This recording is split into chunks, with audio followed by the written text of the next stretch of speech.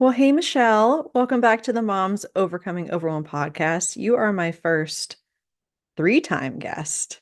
So you are very special. And Oh, I I love just am, talking with you. yeah, I'm super excited to talk to you today. So thank you very much for coming on the show.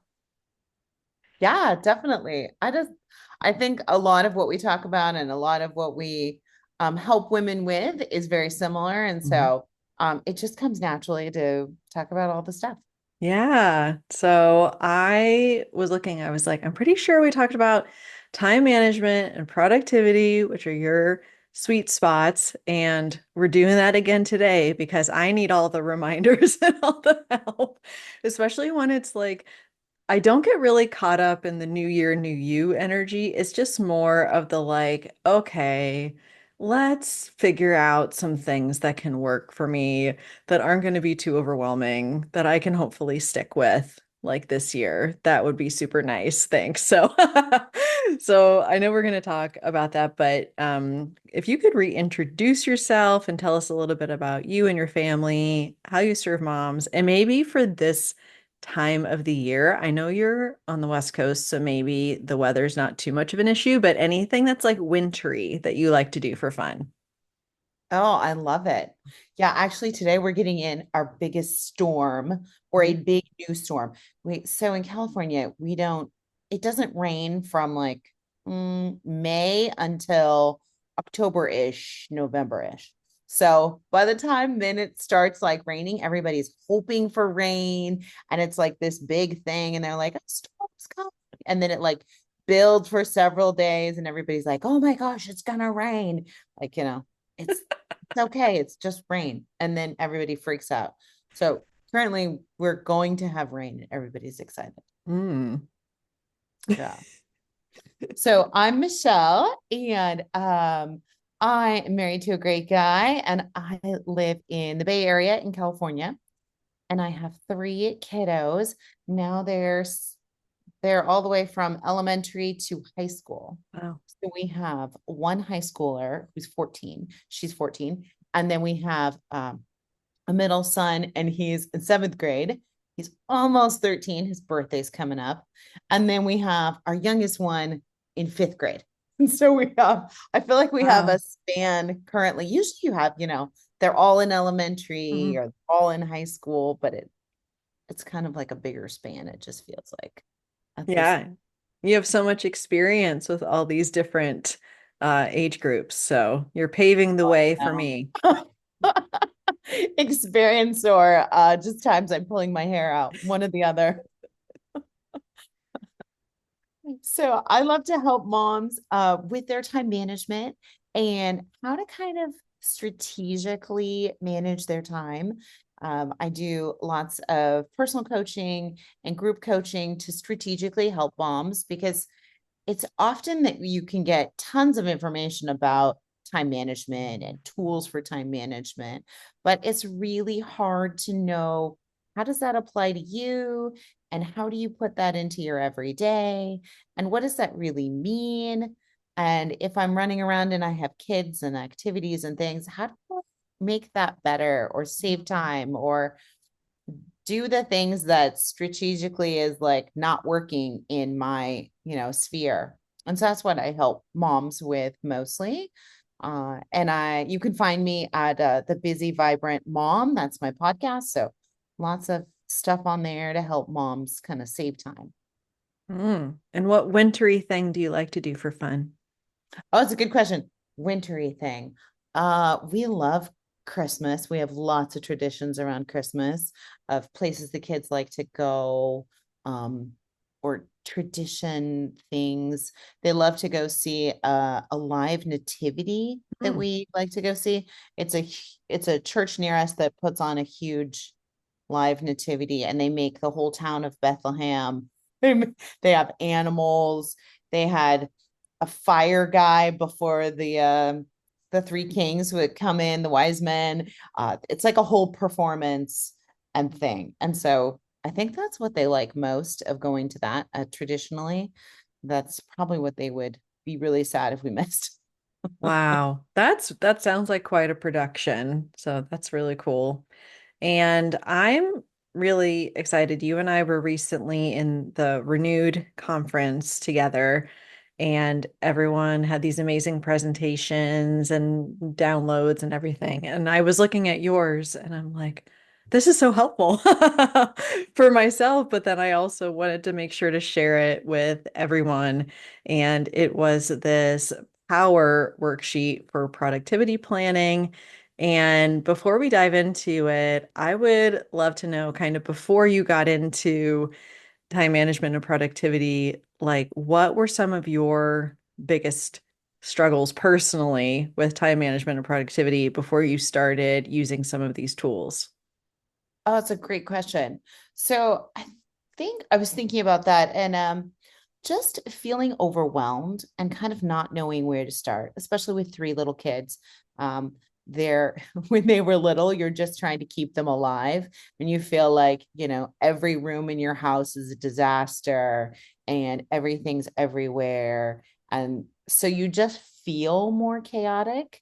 Um, so I think by doing some of these things, it helped me kind of feel more like, okay, I have this puzzle piece taken care of. I have this puzzle piece taken care of. And, you slowly kind of build out what pieces are working.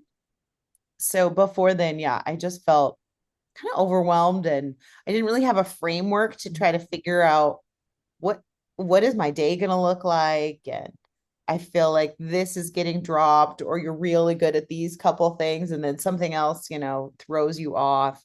So just feeling really overwhelmed with tiny kids. Yeah. Well, I know my listeners can relate to that, as can I. And I think the frustration for me has always been like when you go to bed and you're just like, I have no idea. Like, I know the kids are alive. I know I'm alive.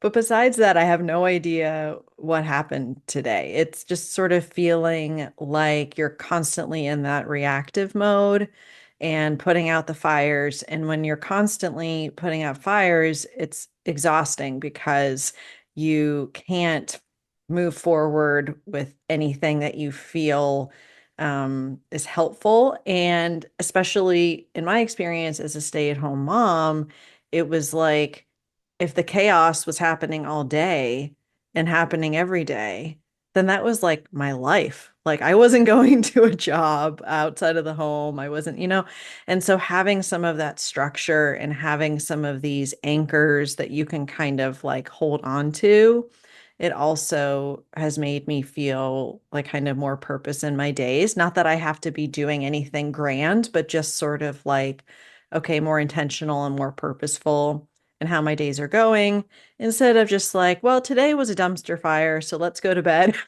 and hope tomorrow is better. So that's been, I think, the most helpful aspect for me, definitely. Yeah, I definitely agree. There are days you just feel like, what did I do? And the more kind of I found, the more structure that I had, the more I felt like kind of more put together. Like, okay. Mhm. And even though we had to pivot from different things and, with little kids, your plans change all the time. You've, I felt like I could be more at peace and be less overwhelmed.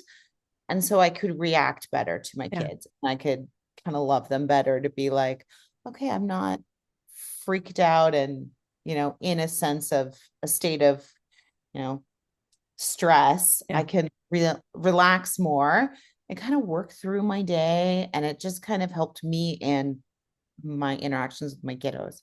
Yeah, definitely. Same. So I would love to go through this 5-step acronym. Oh, I love acronyms. I use them all the time here. You're the best. But power. So we're going to go through each one at a time. And I'd love to start with the P. So what is the P in our power acronym? Um, the P. So, as we start, I just wanted to give a quick overview. Mhm. This is a really broad kind of overview structurally for somebody who's trying to, figure out, okay, I feel really overwhelmed. What do I need to do? So this is a very broad stroke. So I don't want people to like be like, oh my gosh, I have to set up this and this and this and doing this. But to give yourself grace, Yeah. each one of these kind of three things within each word are big jumps. They're like big steps. So don't think that you have to do all of them. Maybe pick one. Maybe focus on one letter. Maybe maybe just do a couple things because I think often as moms we can like react and be like, I have to do this whole Hmm. list to do each of these things and all the way, and then it's either all or nothing. Yeah. So take what works for you. And in your season, there might be certain things that you feel off, like maybe it's your routines or your energy or your work. So pick that one that kind of needs a little bit more work and focus on that one a little, and that will help with the other ones. Hmm. So as we kind of walk through this, the acronym of power, the first one is P. So you want to plan.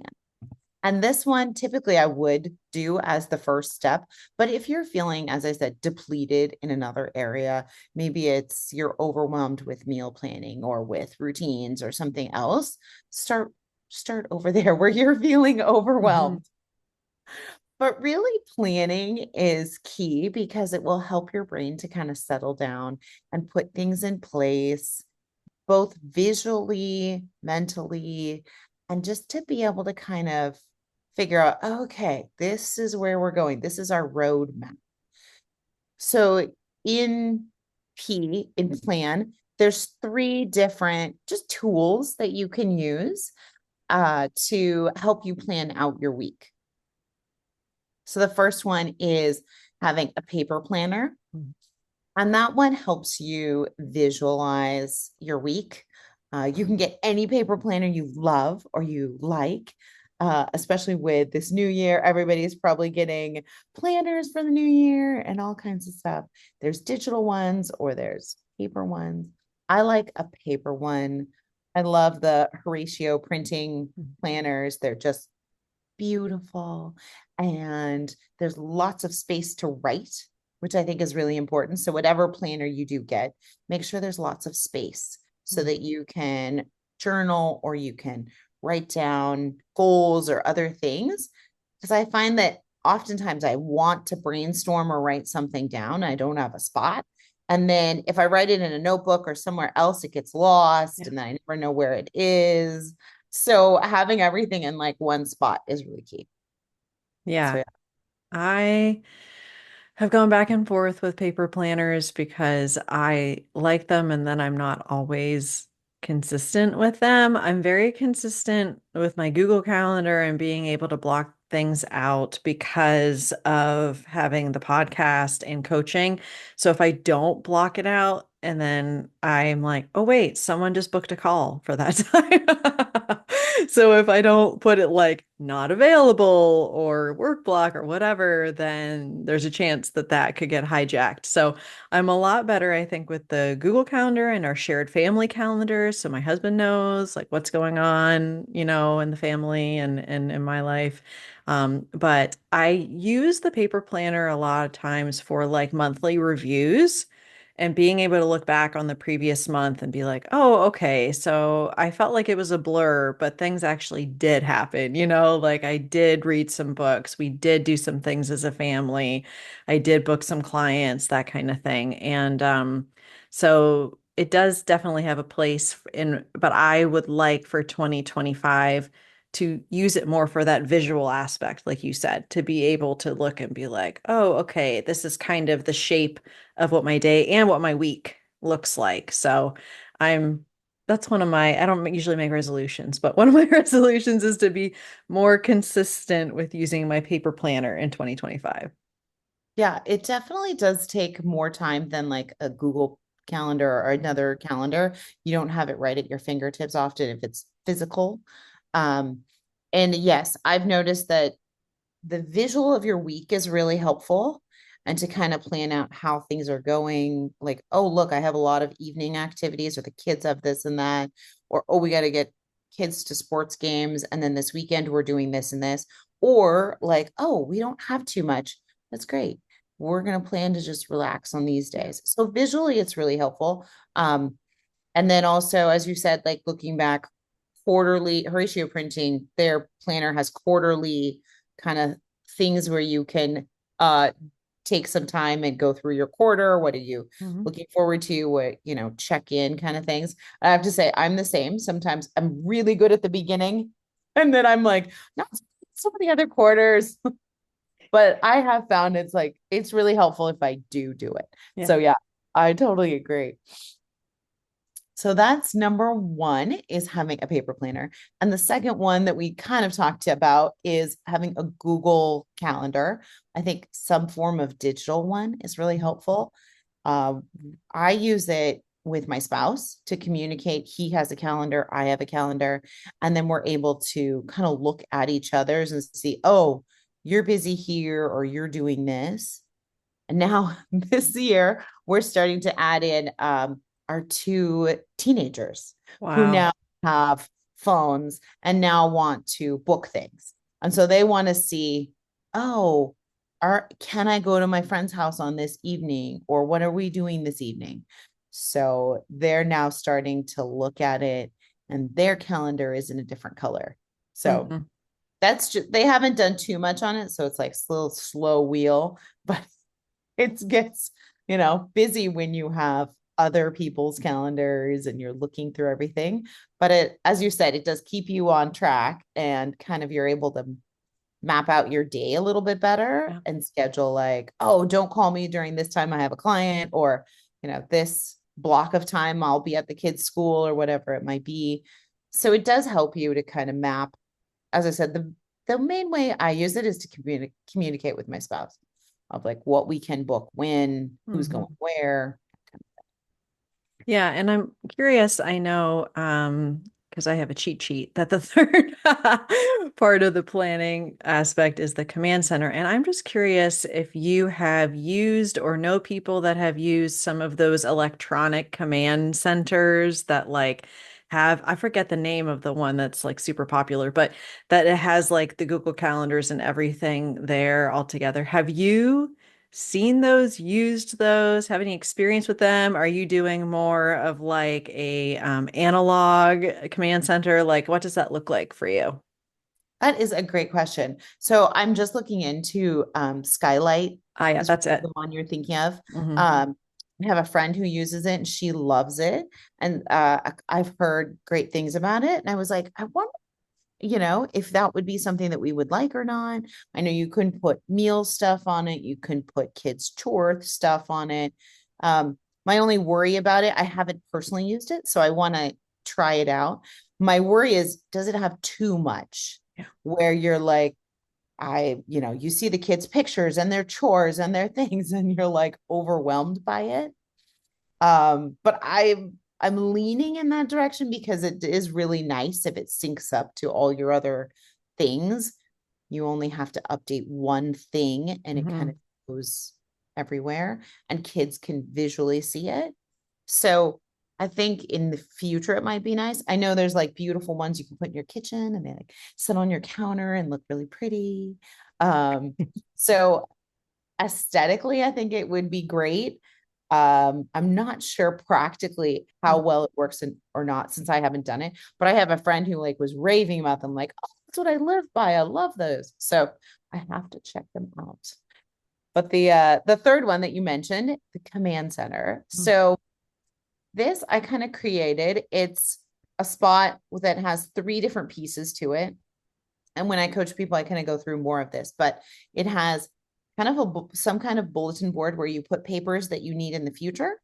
So something that you're done with, like a gift card or a gift certificate that gets lost, or a piece of paper that you don't need until a couple months from wherever it is, like all of that gets stuck up on that board so that I don't have to have it on my desk. I'm not touching it. I'm Hmm. not looking at it.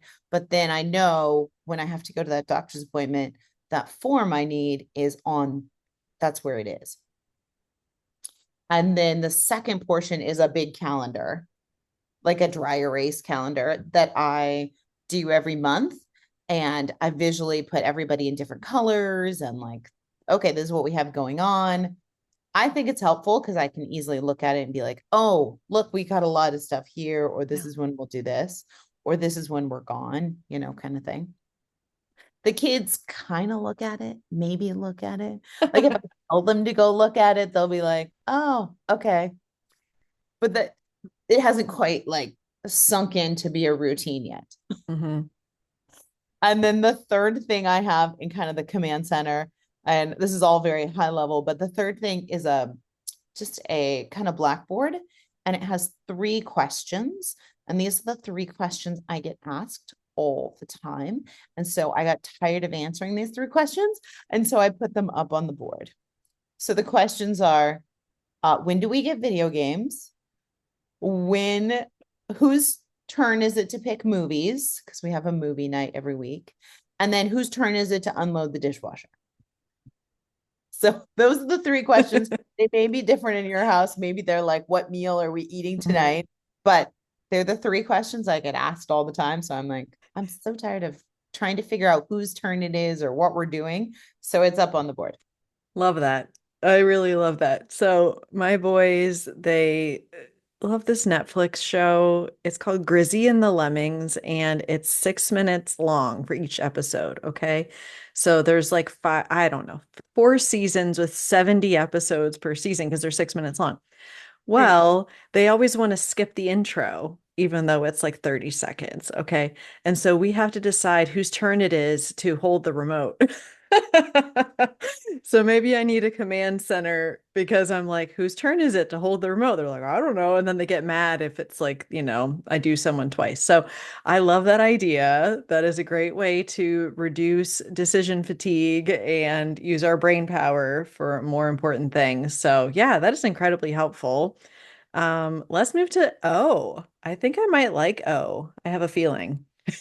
O is more up your alley. It's all organization is number O, is a letter O. Yeah. So there's 3 things in there to kind of help you, but your listeners probably have all these things down. So this is for somebody who may, but maybe, they are on the edge of needing a couple things. So as I said, this is a really high view. As you know, in organization, there's so many different facets of it, and you can go down so deep and so many different trails. So this is just kind of an overview of if you're stuck and you need somewhere to just get started, pick one of these things and kind of work through it. So the first one is that everything in your home has a home. So everything needs to have a place or a home.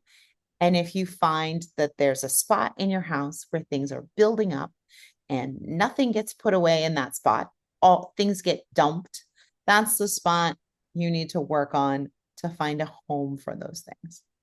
Yeah. So that's the first one. Yeah, that is definitely surfaces for sure.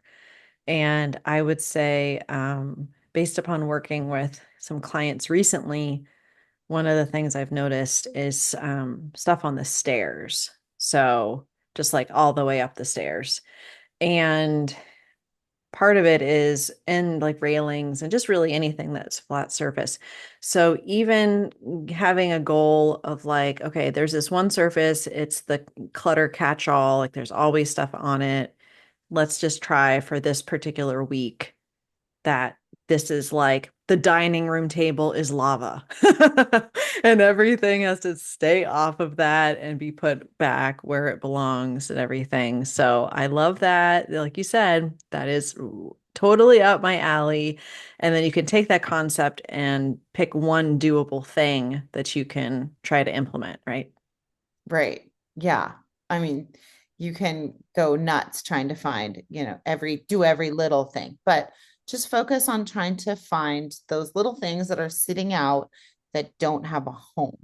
And the easiest place to think about if you're wondering where to put it is to ask yourself, where would I look for this thing? So wherever you'd look for it, that's probably where it needs to go.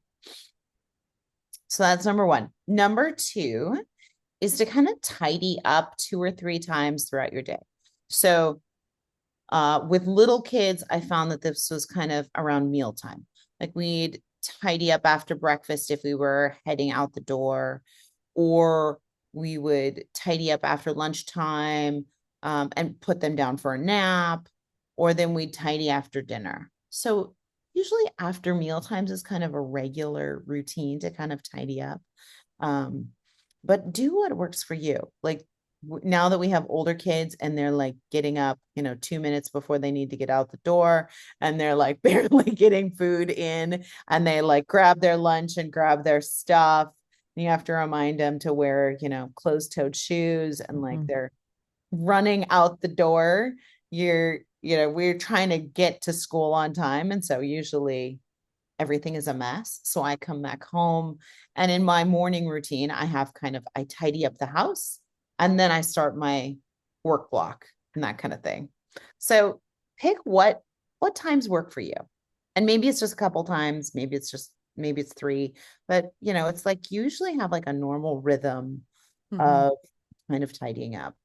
Yeah, and I have found definitely when my kids were younger, but even now, that before they get to do a fun thing, then we have to do the tidying up. So for their tablet time, they like to do that in the morning, but you need to make sure you have all of your morning routine done and the dishes are, out in the sink, your snacks in your backpack, it's by the front door. Like there's the things that have to be done. And maybe you don't get to do your tablet if it's like the bus is about to come, right? Because they're still getting up early. Not quite Yeah. in the teenage phase, but I'm also before, watching Grizzy and the Lemmings in the afternoon, having to tidy up and make sure everything's all set because I feel like getting kids to do anything in kind of that witching hour is like impossible. So just do yourself a favor and make it an incentive for them to be able to do the fun thing that they want to do by requiring them to help with that tidy beforehand. Totally true. Yes, I used to do that when they were really little. Then, nap time, I would let them just be. The goal was that you're in your room and you're quiet. So you could come in and it would be like a disaster. Like every toy was taken out and on the floor. And so to get them to clean up, and usually it didn't take more than 15-20 minutes, but we'd all help and we'd see how fast we can do it. And then you get to watch a show if it's all cleaned up. And Hmm. then take a deep breath and start dinner. But that gave them the incentive of like, oh, okay, we get to watch something. And they would help clean up and they would all help each other. And it was great. So, yeah, whatever you can do during that witching hour, Yeah. definitely find whatever their currency is. If it's video games or if it's, you know, um, a show or something fun, find that currency. Definitely. Duh. All right, number three is probably one you love. It's declutter to reduce the things you have to manage. So it's just getting rid of more stuff, being mindful that you don't need extra things, or maybe this thing you haven't used in a long time, you're ready to part with and give up. So just looking, and as you declutter, I've heard it said it's like an onion that you like go around each, more and more, you find more things that you can declutter and kind of give away. And then it helps you to be in the mindset when you go places or when you have the opportunity to purchase stuff, oh, I actually have 4 bottles of ketchup that I forgot about that are in the pantry. I do not need another Hmm. bottle of ketchup at the store. So it helps with all kinds of things. But yes, declutter.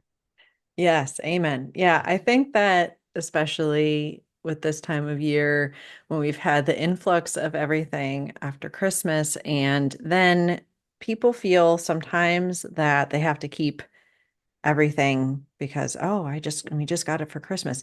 If you got something you have no intention of using, if your kids got something that's like a dud, like that they're not touching this thing, you are under no obligation to keep that in your house. You don't have to say, well, they might play with it someday or whatever. Just do yourself a favor and be able to, let some of those things go because I feel like January with this feeling of, oh, okay, we're kind of starting fresh and in the new year.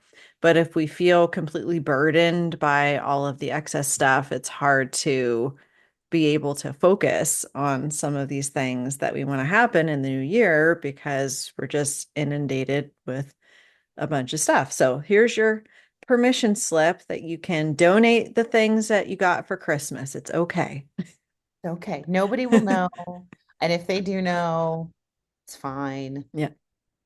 No, definitely. I think, and also with that, of going through, kids going through their room and decluttering Mhm. stuff to be like, okay, now that you got these 10 new toys or these five new stuffed animals or whatever it is, do you really need these other ones? Can we give these away?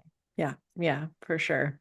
Speaking my language, Michelle, as usual. I All love right. it. I was just walking through my kids' rooms and both of them, well, two of them have stuff all over their desks. And like we put the trash can up there, or I put the trash can up there because we had somebody come and clean, which Mhm. is a huge blessing. But I like to try to get things up off the floor so Yeah. that she can vacuum.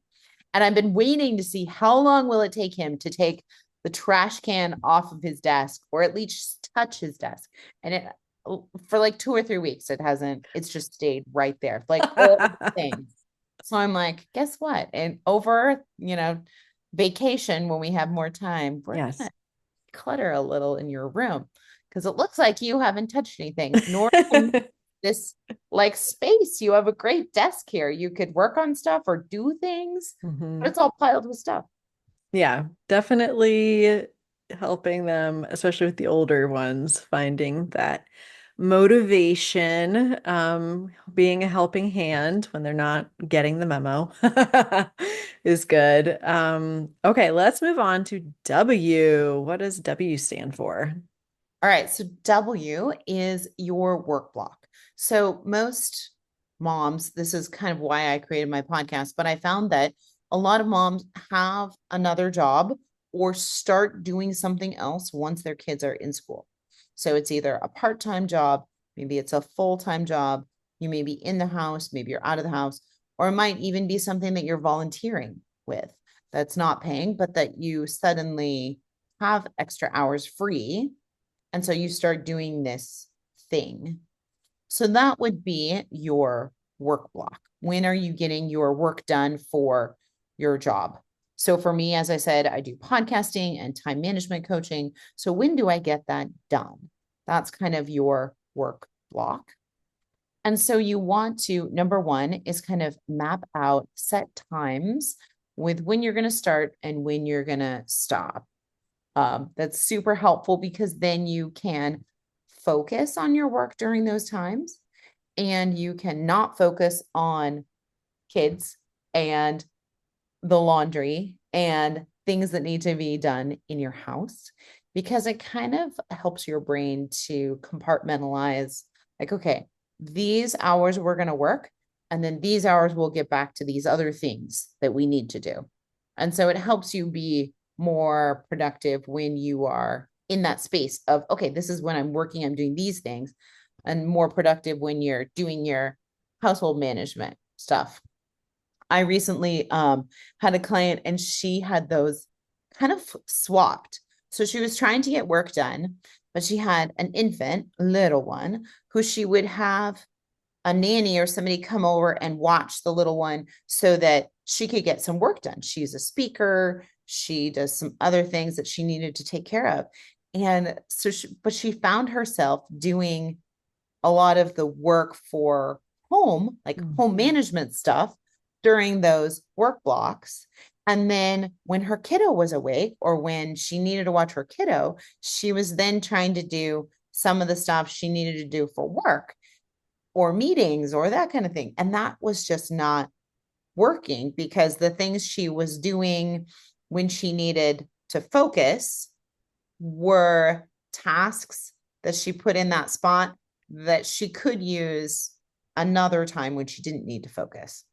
So, kind of helping her manage which time she should do what was super helpful. And then she was like, oh, this is great. I can get all this stuff done. And then these things I can be slightly distracted and do. Yeah. and she kind of had a better map of her time. I was like, yes, it was really fun. Yeah, and I know when we get to E, spoiler alert, energy. And I'm doing a spoiler alert because I feel like when we're looking at our work blocks and the time we have available, understanding when our energy is highest and lowest is really helpful. Like for me, if I'm going to be doing any kind of work, it needs to be probably before like 2 p.m. And then my brain is sort of like, okay, I'm done. And that's better for like listening to a podcast or watching a Netflix Christmas movie while I'm folding laundry or, vacuuming or whatever. And I am definitely the one that procrastinates the work tasks because I can convince myself that the home management stuff is urgent. Like, no, I have to load the dishwasher right now. Like, this is super important.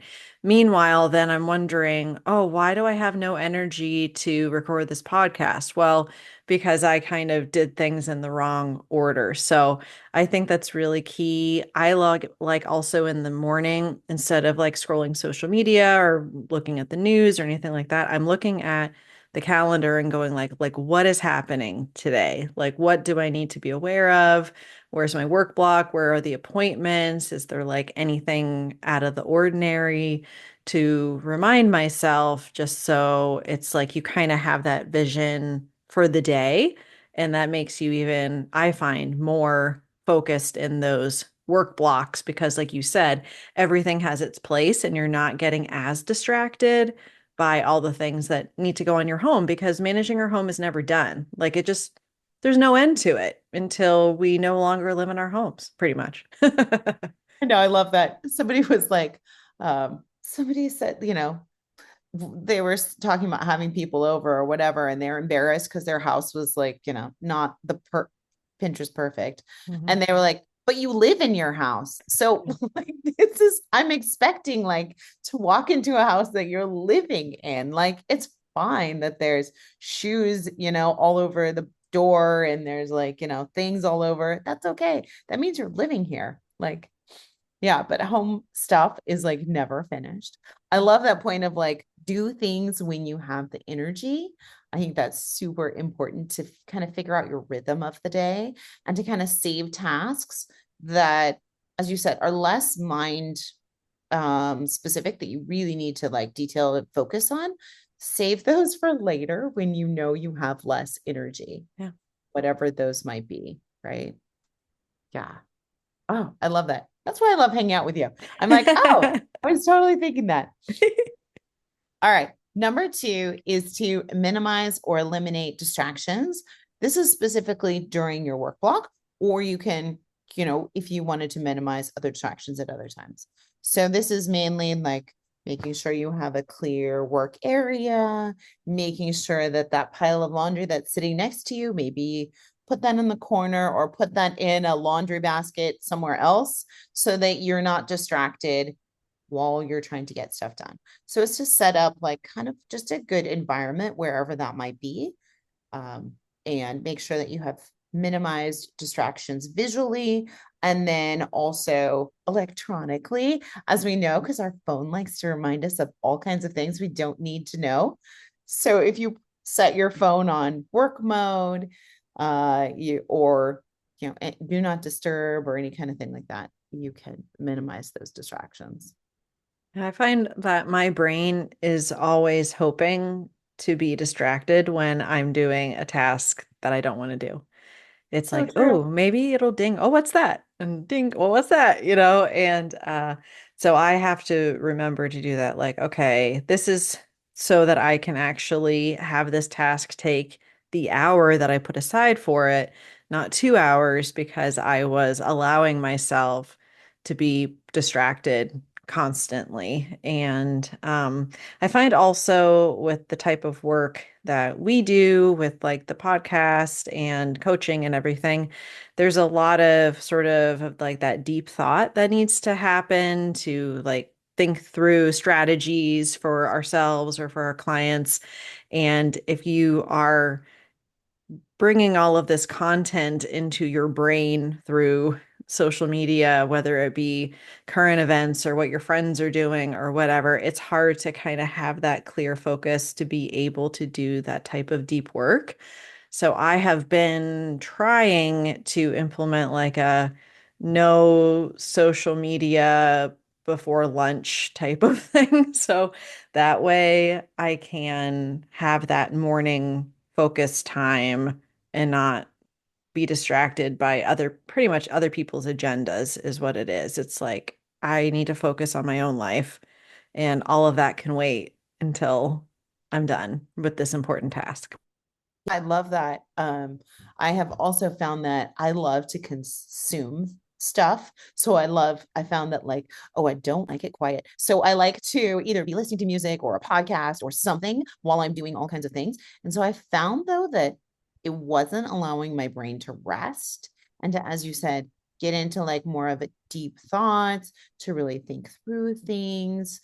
So I found that there'll be some times where I realize I haven't really had quiet Yeah. for a while. I've either been working or I've been listening to a podcast or I've been driving somewhere and listening to something.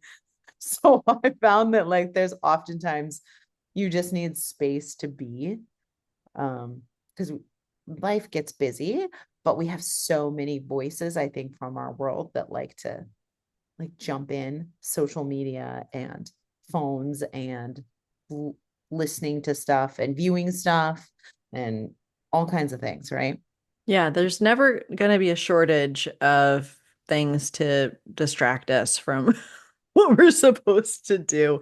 And the urgent, for me, if I allow it, the urgent will always take over the important. Like, I'll just convince myself, well, this is urgent, so this has to be done now. And this is, and I have found that that's when you get to the end of the day and it feels like a tornado and you're kind of like a victim to your own day rather than having that intentionality and being proactive.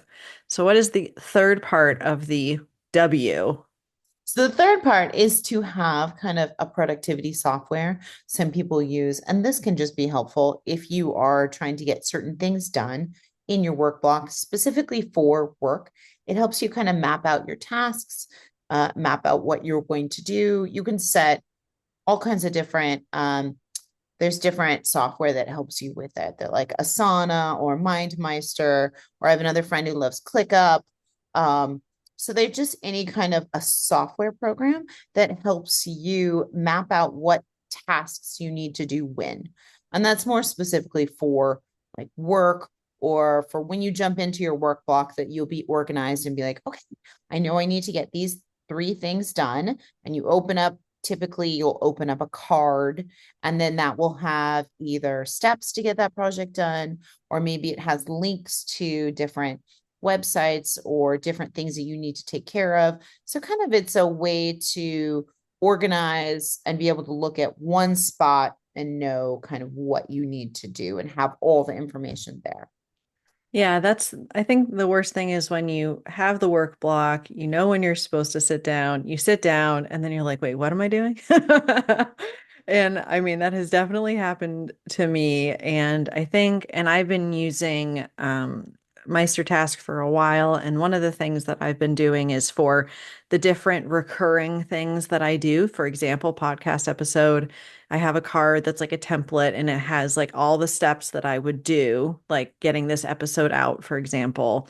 And then you can just duplicate that and then, click, check off all the steps for this particular episode, archive that, then you can just make a copy, for the next time. And that is great because then you don't have to keep thinking like, okay, what do I do next? Oh, what do I do next? It's like creating those shortcuts and the templates that are going to help you with the recurring things, but then also for the one-off like research projects that you want to do, you can have all your relevant links and information, and then that can kind of have its own place for when you have time to work on some of these projects. You can actually be like, oh, here's my list of projects to do when I'm done with like the recurring sort of stuff that you're usually doing. So I know you and I are both Chelsea Joe Moore students, so we have been indoctrinated into the MindMeister and Meister Task. But I have found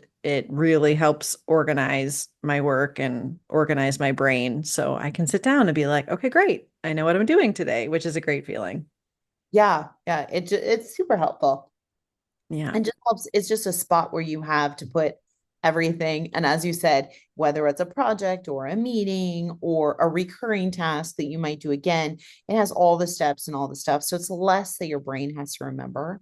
And then since so much more of our things are digital, you can put links and stuff so you don't have to have 50,000 pages open. That's what I was finding is I had lots of tabs open because I had all these things I wanted to do or needed to do.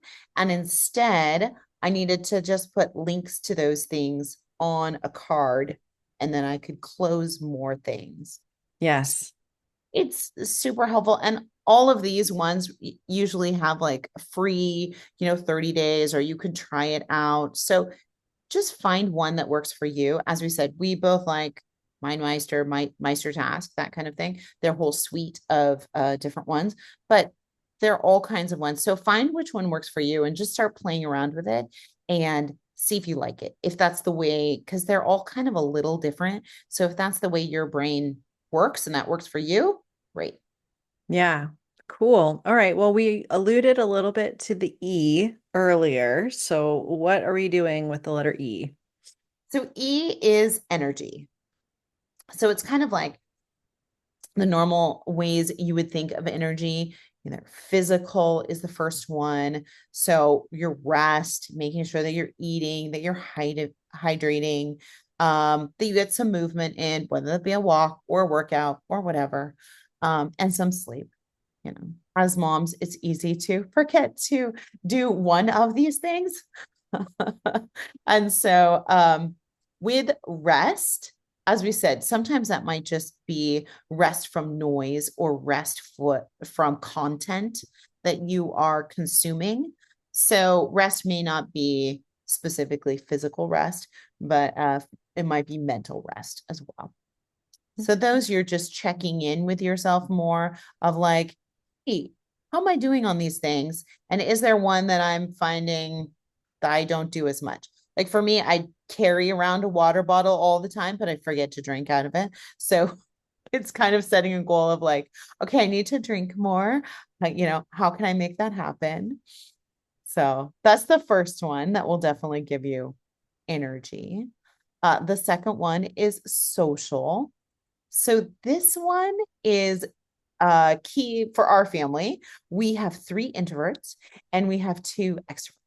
And so, me being a big extrovert and my husband being an introvert, once we got married, I had to figure out um, his rhythm and what depletes him and what gives him energy. And the same with me.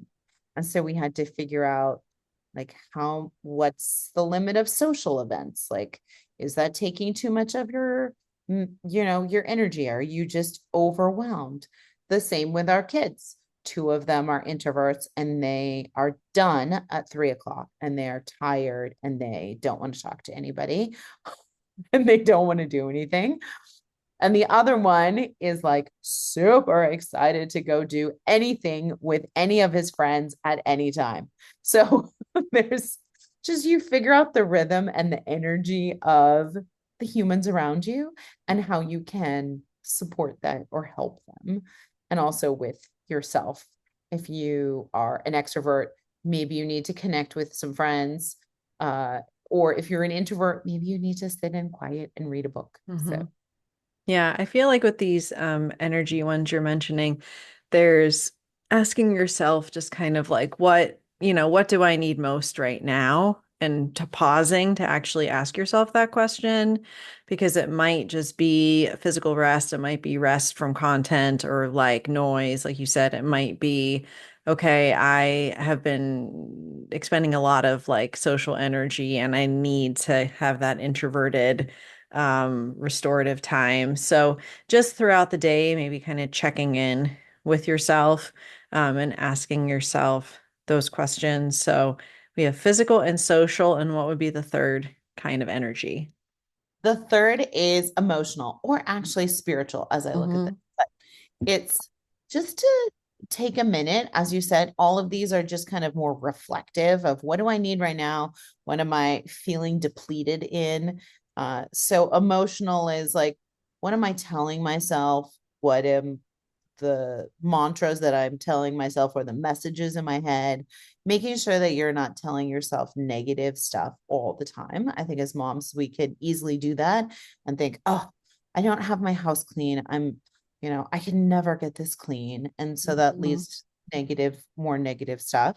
So just to take a minute and see what am I listening to in my head? What am I telling myself? And then also I have devotional time. Mhm. So just to start your day with a spiritual devotional time. Um, I love to read She Reads Truth for a devotional time because it's a whole community of women who are reading the same Bible passages every day. And they send these beautiful books. Oh my gosh, they're gorgeous. And you can write all over them. And they're just themed to whatever book or theme that they're kind of going through. But find what works for you. And maybe if you're not a spiritual person, if you are not a Christian or whatever, maybe it's just downtime. Maybe it's that you just need some time to like take a moment, take a walk, you know, have a minute of quiet. Yes, definitely. And I feel like, depending on where you are in the world, usually, at least here in December and January, we have less daylight and, seasonal affective disorder might be a thing. So just being able even to get outside, even if it's a little bit chilly and kind of just get that reset, walk around the block, 5, 10 minute walk, I find is really helpful for resetting. For me and just telling myself that that will have a more positive impact on my day than resting, air quotes, by scrolling, or something like that, because that's not actually restful. It's just more of a distraction and it's not actually helping my energy. So reminding myself of this, of course. Yeah, I love that. I heard somebody say, um, a walk, just I can't remember how they phrased it, but like mentally and chemically, the hormones and the things that are released in your brain, you will always feel better after you take a walk. Yeah. No matter if you are in a bad mood at the beginning, you will be much better and in a healthier mood after you walk. Yeah. So I love that. I'm like, oh, that's so true. Yeah. Okay, let's finish it up with R. So what does R stand for? All right. R is another one that your listeners may know some of, but routines. And so Mm. routines can be super helpful because they actually let your brain rest a little because you're doing the same thing. Your body and your brain kind of pick up on that. And there's not as much thinking that's involved. So oftentimes when you get in a routine, it can help your brain just kind of relax a little bit. Yeah. First one is kind of 4 to 5 block routine throughout your day. You typically have different routines like your morning routine and then kind of a little block and then your work work routine and Mm. your day can kind of be sectioned off into 4 to 5 blocks. And that's super helpful because then you're not looking at your day at I have all day to do this stuff, or I have all day to do these projects. And then so you're like, I have plenty of time. And you're not as productive because you think a lot of time. And then you realize, oh, well, at 2 o'clock, I have to go pick up kids from school. So I Yeah. really don't have all day. I have had that happen numerous times. It's usually like when I have to go out to the bus stop and it's like, oh, wow, that really happened a lot faster than I thought. And sometimes it's good because you've been really into what you're focusing on. And sometimes it's like you're just kind of half paying attention to things you're doing during the day. And then you're like, oh my gosh, the day is gone. I find also just kind of making routines enjoyable, like that it's not like drudgery.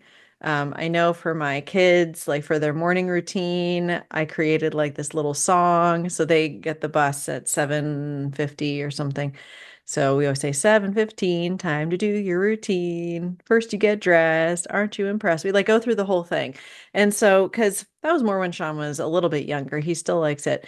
But it's just something where instead of being like, did you brush your teeth yet? Or like, I don't, your bed's not made, then you're able to kind of do something that's memorable to kind of get them in that routine and habit and make it a little bit more fun. But then also for ourselves. Like I know when the kids get on the bus, I come in and I heat up my water for my chai tea. And that's like that kind of little ritual of like, okay, I am going to have my tea and my breakfast.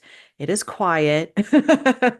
I'm going to enjoy the quiet before I move on to the next thing. And so just sort of enjoying and savoring some of these little pockets of routines during the day. Not that we have to feel like robots, like, okay, work routine, make dinner, because no one wants to go through their life feeling like a robot.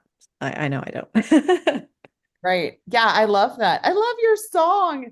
You need to sing it at some point. Put it on like Instagram or something. Sing your little song.